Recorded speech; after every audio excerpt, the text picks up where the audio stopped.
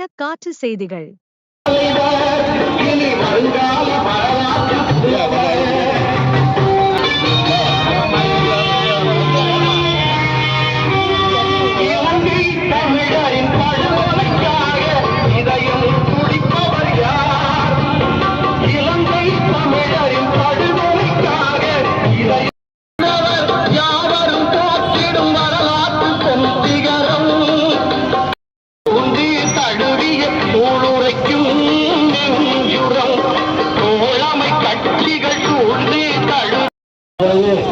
ஒரு கடுமையான கொரோனா காலத்தை சந்தித்து அதில் இருந்து மக்களுக்கு உதவி தொகை வழங்கும் விதமாக அந்த கொரோனா என்ற கொடிய நோயை விரட்டி அடித்து அந்த பணப்பழக்கத்துக்கெல்லாம் இன்னைக்கு தளபதி அனைவருக்கும் ரூபாய் 4000 ஒவ்வொரு குடும்பத்துக்கும் யாருக்காகவும் எதற்காகவும் விட்டுத்தர மாட்டோம்.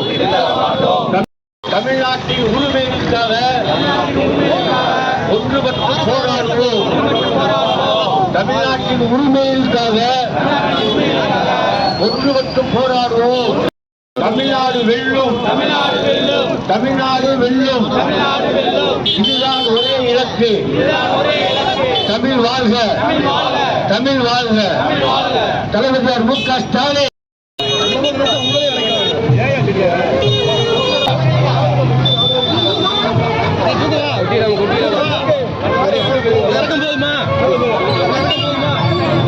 அப்படி போய்